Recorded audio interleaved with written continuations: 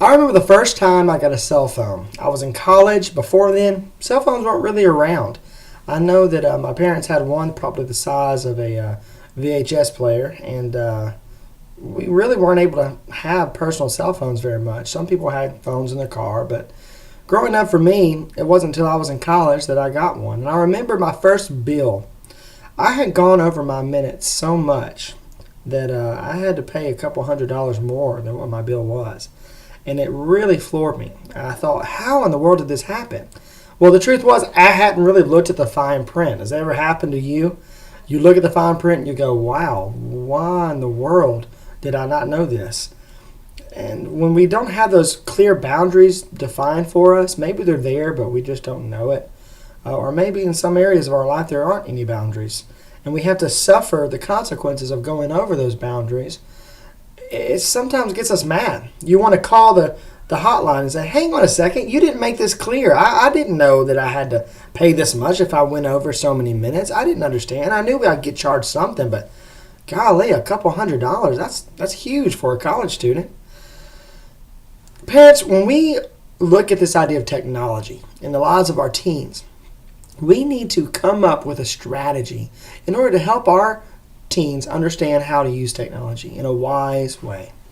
In a world where people are taken advantage of and people use technology for sometimes bad purposes, it's good for us to make wise decisions when it comes to how we use technology because they can have lasting effects. I mean, look at media. You see every day people who post pictures and do things online that have huge consequences in their lives, and all along they're thinking, you know what, it's just a picture or it's just my own private stuff. But when you put it online or you put it out there in a media setting, it starts having an effect on you, and it'll have an effect on your family, maybe even your future for as long as you're here. Who knows? So we need to be parents who are proactive in teaching our kids how to make wise decisions.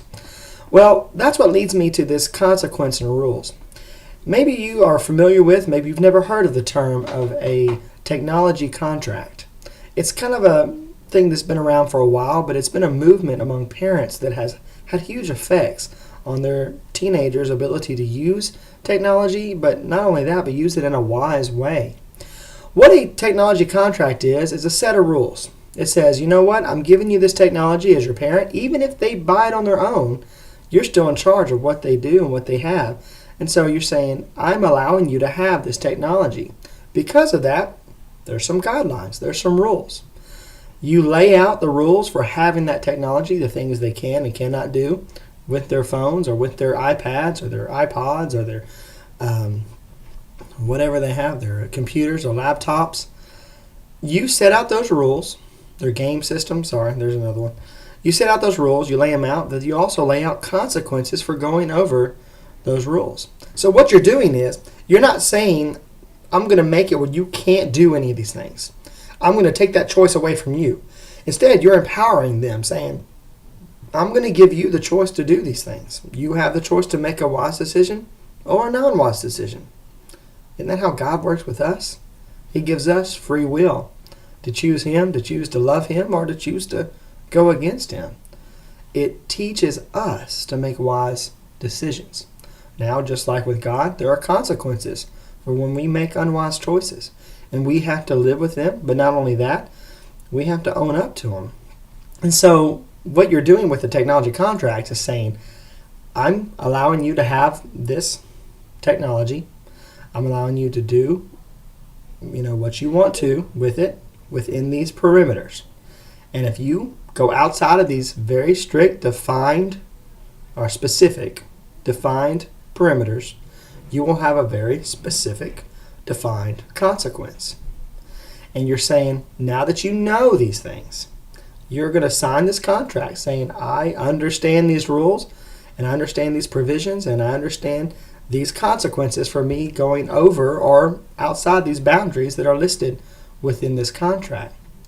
What that does is it says, I trust you to make these decisions. It teaches them to make wise choices. You're free to make these choices, but you also understand that clearly there are consequences for those decisions. So now when mom and dad has to take that device up, it's not your decision. They signed the contract. They understood their choice was going to lead to this consequence. So you're not only teaching them that you trust them with those choices, but when that trust is taken away, you're giving them the ability to make the choice themselves. And so you're giving them the freedom really to make the choice of choosing the consequence. So it's no longer your fault. Mom and Dad took my phone up. Well, no, you took your own phone up by making that choice. You said, if I make this choice, then you can do this with my phone. And so you made the choice. They had to have their phone taken up, or whatever the punishment is. So you can see how it creates responsibility within themselves. Not only that, it builds their character.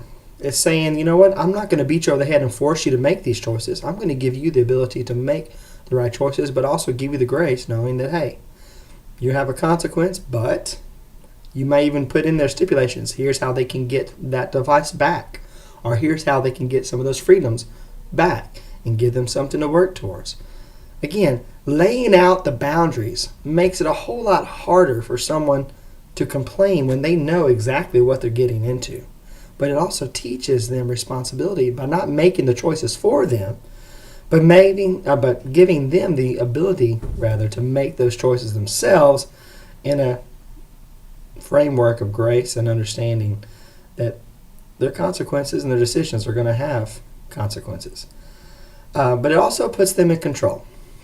It no longer makes you the person who has to do everything for them, but it gives them, again, responsibility, gives them power to make the wise decision. Now, I know parents sometimes are iffy about taking up devices. Let me make this very clear. If your teenager has a phone, whether or not they buy it, whether or not they even pay for the service themselves, you are responsible for your child. That phone is yours. Set that defined perimeter out. Say, look, I can take this up anytime and check it. It's not a diary. This is not a personal property. This is a device to give you extra access, to give you extra entertainment, but there's responsibility here on your part. And so I have at any point the ability to keep you accountable.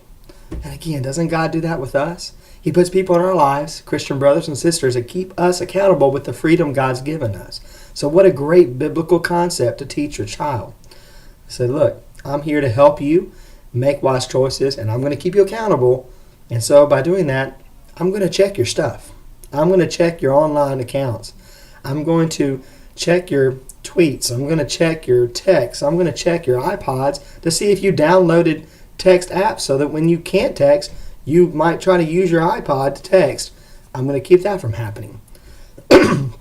Technology is so hard to keep up with, parents, and I know it makes it a lot harder for your job and my job, but the benefits for being on top of technology, the benefits for knowing more about it are huge, can pay huge dividends when it comes to teaching your child how to make wise choices and decisions. So, there you go. Know what your children have technology-wise.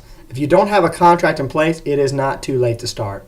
Even if they're a senior in high school, if they are under your care and protection, you have that right as a parent. Assert it. They might not like it, they may push back, but you are giving them freedom with perimeters. So you're not saying, I'm making this decision for you. I'm saying, look, there's going to be consequences that I'm going to help you learn to make wise choices through those consequences, but you get to make the choice. So be a part of that process. Don't shy away from it, because there could be huge, even eternal consequences if you don't stay on top of social media and social interaction and technology. And this goes for even like televisions and computers and rooms. It goes, you can take that on to however you want to make the contract about. Now, if you Google online technology contract or parent technology contract, you'll see a lot of different sources. I've even put one I'm going to put right here at the bottom screen, and that HTTP, whatever it is, that website will take you to one contract. Now, that contract does not have the consequences, so you want to make sure to lay those out as well. But just like that example with the cell phone bill, if I had known the consequences, here's the thing, I wouldn't have gone over my minutes. If I had known strictly how much it was going to cost me, I would not have done it. I would have made a wiser decision. And that's really what you're doing. You're teaching them to make a wiser decision by showing them and laying out the consequences for if they don't, and letting them agree upon that before they can have those devices or keep those devices. So again, you're helping them. I hope this will be an incredible thing for you to help keep you accountable to your children, but also to build that trust between each other, because I think you'll learn to trust them more once they start making wiser decisions. And they'll know that mom and dad's not here just to beat me on the head, but they're a partnership in this, and they want the best for me. So hope that's a blessing to you. Have a wonderful week, and we'll talk to you soon.